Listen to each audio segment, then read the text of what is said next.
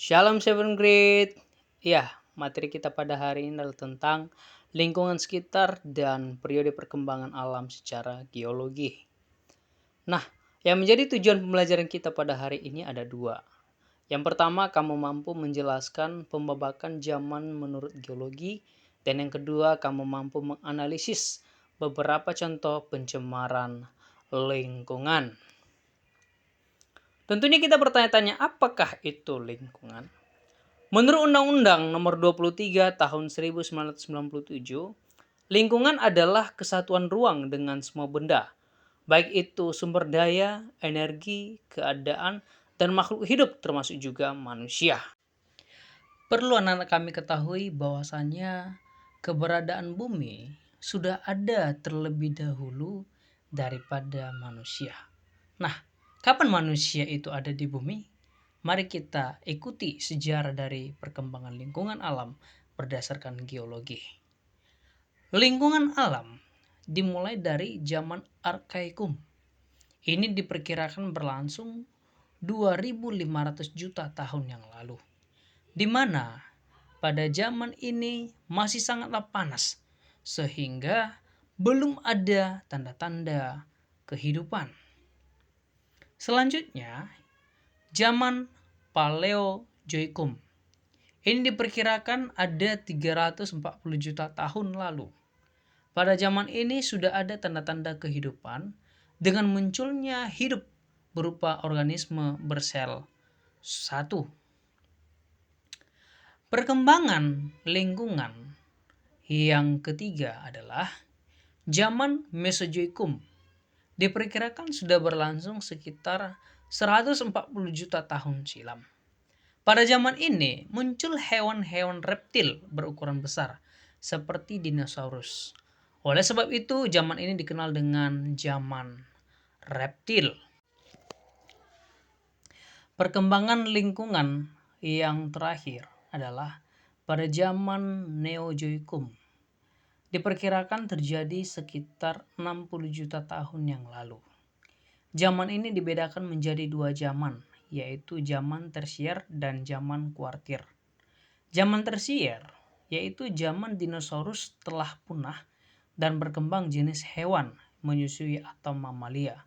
Sedangkan zaman kuartir yaitu zaman di mana sudah ada tanda-tanda kehidupan manusia.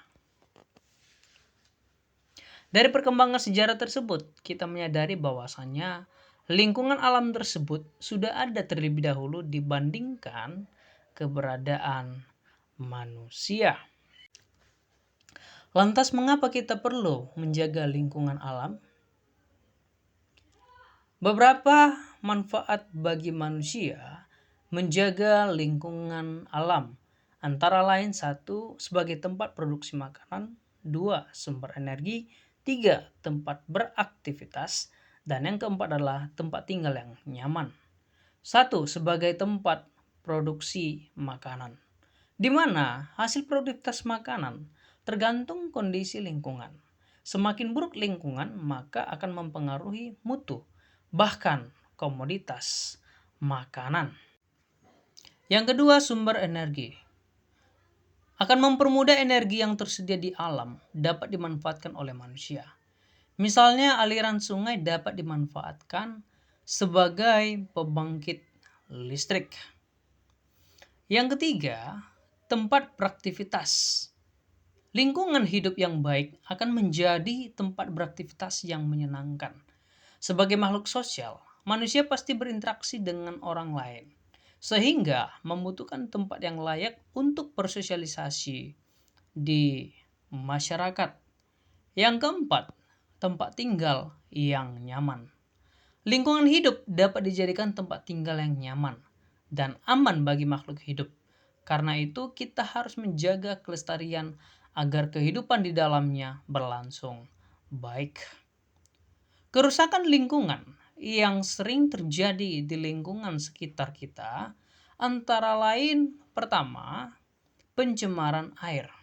Salah satu contoh pencemaran air adalah pencemaran di sungai yang dilakukan oleh manusia, yang membuat fungsi sungai terkontaminasi dan kehilangan fungsinya. Pencemaran ini terjadi akibat perilaku manusia seperti membuang sampah sembarangan ke sungai, sehingga mengakibatkan air sungai menjadi kotor serta merusak ekosistem di sungai. Yang kedua, pencemaran udara. Pencemaran udara adalah kehadiran satu atau lebih substansi fisik, kimia, atau biologi di udara dalam jumlah yang dapat membahayakan kesehatan makhluk hidup. Di Indonesia pernah terjadi pencemaran udara akibat dari kebakaran hutan. Bahkan asapnya sampai ke negara tetangga seperti Malaysia dan Singapura. Pencemaran ini dapat membahayakan manusia seperti terkena penyakit infeksi saluran pernapasan atau IPAS. Yang ketiga, banjir. Banjir adalah kejadian alam di mana suatu daerah atau daratan biasanya kering menjadi terendam air. Banjir umumnya terjadi karena hujan yang berlebihan atau tersendatnya aliran sungai akibat sampah yang menumpuk. Yang keempat, pencemaran tanah.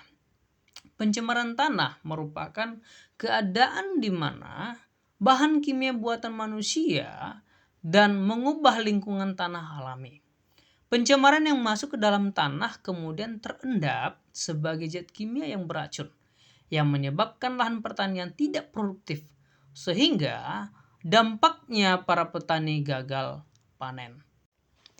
Ada dua faktor penyebab kerusakan lingkungan alam, yaitu akibat peristiwa alam dan akibat perilaku manusia. Akibat peristiwa alam. Kerusakan ini terjadi secara alami di luar kehendak manusia, seperti erupsi gunung berapi, angin puting beliung, gempa bumi, di mana dapat merusak lingkungan. Akibat perilaku manusia. Kerusakan ini umumnya disebabkan oleh perilaku buruk dari aktivitas manusia yang tentunya tidak ramah lingkungan, seperti membuang sampah sembarangan, membakar hutan lindung, dan membuang limbah berbahaya sembarangan. Nah, dengan mengetahui peran lingkungan dalam kehidupan, mari kita jaga bersama lingkungan alam kita. Sekian untuk materi kita pada hari ini tentang mengenal lingkungan. See you.